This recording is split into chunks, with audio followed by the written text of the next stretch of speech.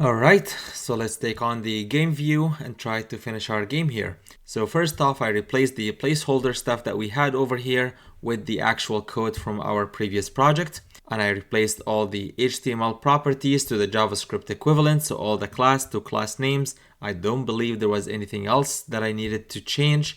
And now the only thing that I added was replacing the href that was on this anchor tag here. So it is an on click instead, and it calls this function so that when we click on this function, we're gonna need to do something that will take us back to the settings page. Now let's start by destructuring this view into multiple components.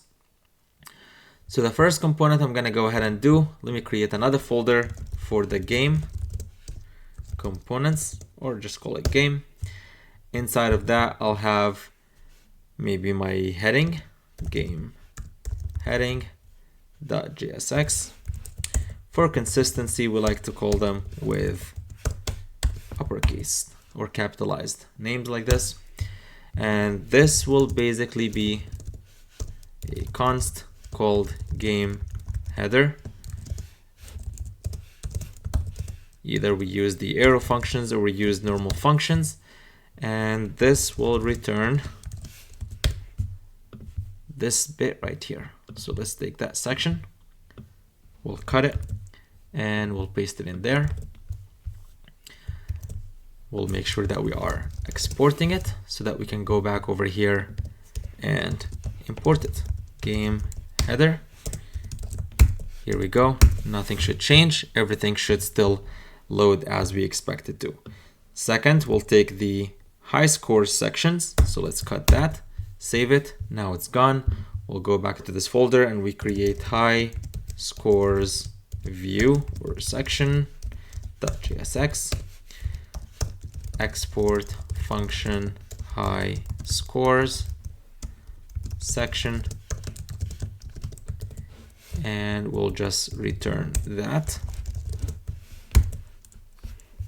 And here we go. This should come back once we include it. So let's go ahead and add the high scores section. Now it's back, and the only section left here is our player information. So let's cut that out. Go into the game player info card.jsx function player info card, and we'll paste that in there. Make sure that we are returning that and we're exporting the function so we can go back and import it. Now, one other thing that I forgot to talk about is that I actually replaced the empty greeting section here with the actual player name. So let me go ahead and pass over the player name as a property here.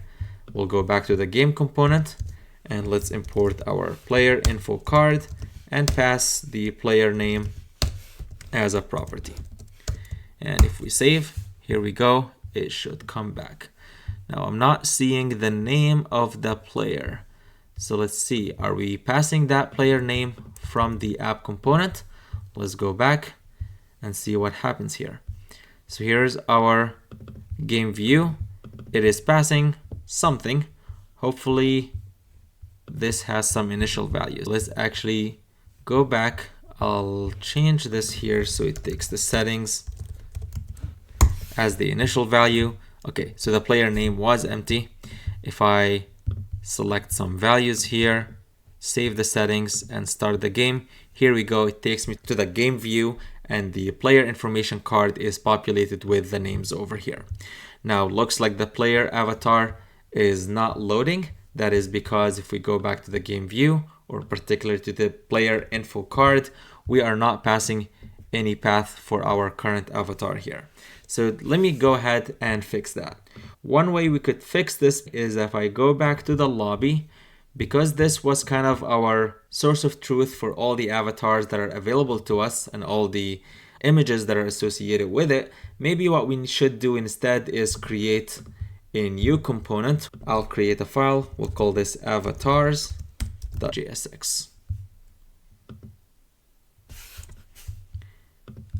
And let me copy over that bit of code, throw it in there, and let's go ahead and export this constant here.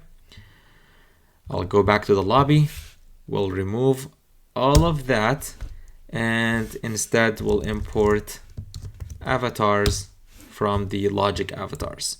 Let's save and make sure that this is still working. If I refresh, here we go. All the avatars are still loading on our lobby just fine. So now I'll switch over to my player information card, and I'll expect that we get the player avatar as a property, and I'll use that to update my source. So it will be avatars with the value of player avatar. So if this passes over wizard, it will be avatars wizard. So let's go ahead and save this file. Let me start the game. This is still not loading. Oh, because I actually need to select the image. That's the property that we need to get this for. Save, we get an error. All right, so maybe there's something that I need to fix here. Cannot read properties of undefined, and it's trying to read image. So let's figure out, okay, so what's happening right now is that this, we have not passed in the player avatar yet. So technically when we did avatar at the index of undefined.image, we're basically trying to read an image of something that does not exist. So I'll go back to my game.jsx, and where I have my player information card, let's also pass over the player avatar, and that will come. Also, this does not have it, so let's also get it from the app. Player avatar, switch over to the parent of the game view, which in our case, that is the app.jsx, and we'll make sure that we're passing in the player avatar. All right, if I save this, save my game.jsx, and let's remove that and start the game. We're still having some errors. Let's figure out what's happening. Player avatar is undefined. Let me print out what is the player avatar here and see what do we get. So if I hit start game, it is wizard, but this still doesn't like it on line 13. Let's look at our avatars. Oh, that makes a lot more sense. So this is not actually an object, it's an array, which means we cannot just access things by their keys. You have to pass in an index value, or we can find the element itself. So let me go back to my player info card, and instead of getting the avatar like this, let's use the find function, and we're gonna say find us the avatar that has the key that equals to whatever the player avatar is. And once you have it, this is where we want you to get the image of. Let's save and try that again. Clear out our console, start the game. Here we go, takes us back to the game, and we're loading the avatar correctly for our game component. All right, so let's see what else can we destructure here. I'll go back to the game. Here's where I have the player card, the game header. Why did I call this game header? This is the actual game itself. So let me call this game section, and I'll update the name of my component as well. I'll use the F2 functions on my keyboard, which will refactor that and update everywhere this variable is being referenced, so it would use the new variable name instead. So now if I go back to game.jsx, you'll notice how it automatically updated the name here to game section instead of game header. All right, so let's actually take a closer look at our game section, because it actually starts with a game heading. Then there is the scoreboard. Then there are the buttons for our game, the history section, and the place where we're actually resetting the game itself. So let's break this down even further. So let me go ahead and create scoreboard.jsx. This will export const scoreboard equal whatever this will return. So this will return this section right here. Cut that, take it into the scoreboard, store and save. Now we know all of these values here are going to be passed over to the scoreboard component either by creating the state in this component itself or by passing it in as a property, but we'll cross that bridge when we get to it. And let's see what else. Let me actually go ahead and create what used to be our game header.jsx, which will then contain this bit here. We'll cut and go to the game header, export function game header. Remember, all your components needs to start with an uppercase character here. Return this. Now this is complaining because technically a JSX expression should only be returning one parent element, and here we're trying to return an h2 as well as a div. So let's go ahead and wrap this inside of a React segment, which is basically those empty open and closed angle brackets. Now we'll go back over here. Let's import the game header.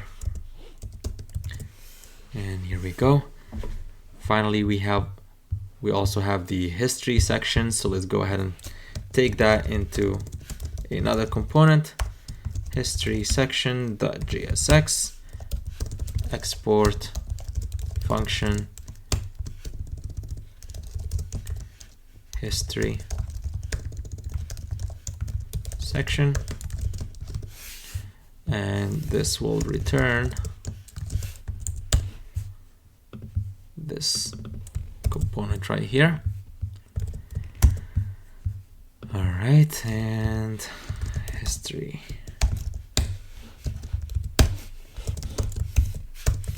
Now let's do the same thing that we've done to the avatars on the settings page, only to our action buttons here, or the move buttons here. So I'll create another component. And by the way, you can have multiple components in the same file. You don't have to create multiple files for every component. We just do this because it makes our organization a little bit easier when we have a lot of components or when we have a complex application. So here I'll create function move button. This button right here. Now we're gonna need to pass in the label for what the button is, and what do we do when we click on that button. All right, so this right here is actually gonna be the value of label.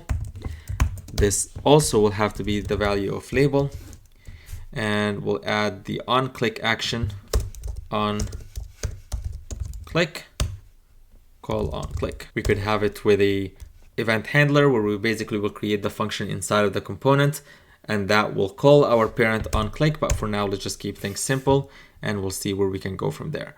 Let's switch to the game view.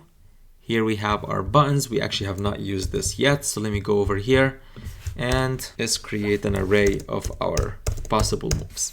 Now in my logic of the game, I have this kind of object that describes who beats what. I did this so that if we wanted to add the extra variations of the game, where if you wanted to add Spock and Lizard, you could also do that. But for now, let me just make sure that this is exportable or importable. And I'll go back to my game view, or was it actually the game section? And up on the top, I'm gonna import beats from my logic game file, and I'll extract all the keys from that object. And if I console log this, just so you're sure what we're doing here, if I open the inspector, open the console, here we get an array from the game section line 7. It's an array of rock, paper, and scissors, because these are the keys that I have in that object right here, rock, paper, and scissors. So now I can go back to my game section, and over here I will iterate or create a for loop over my moves dot map for each move, we want you to return our move button here. So move button, this needs to take in the label, which will be whatever the move is. And it will also need to take an on click event, which in our case, all we want the button for now to do is to console log whatever the button is. So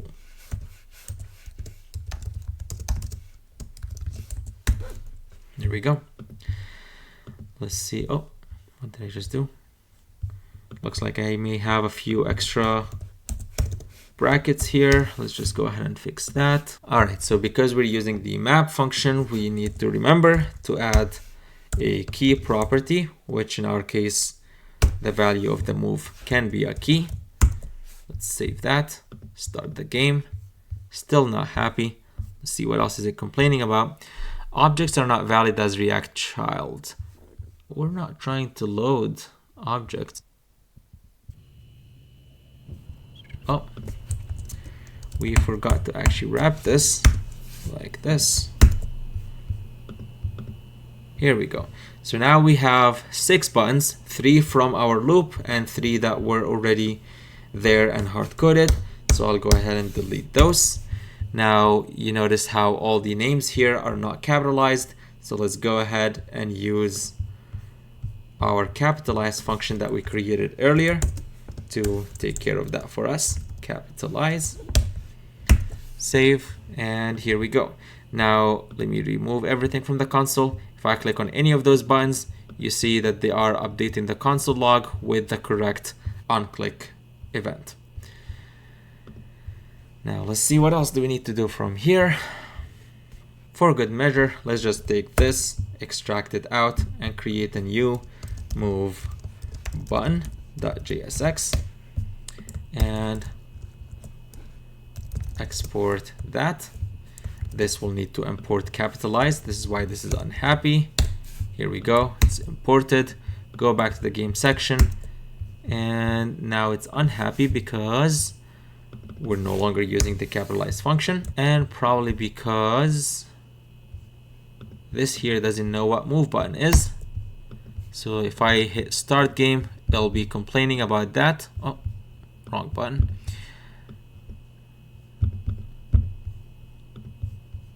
If you look in the console, move button is not defined. So this time, as you can see, Visual Studio Code did not automatically import it for me. Either I could just do that and it will give me the hint so it automatically imports it for me, or I can do the import manually myself. I'll go with the lazy way out. Save this, start the game, and here we go. Our game is loading and we get those different sections here. Now in the next video, we'll start building the functionalities for each of those sections and we'll finish our game here. I'll just take out this console log before I end the video. All right, see you in the next video.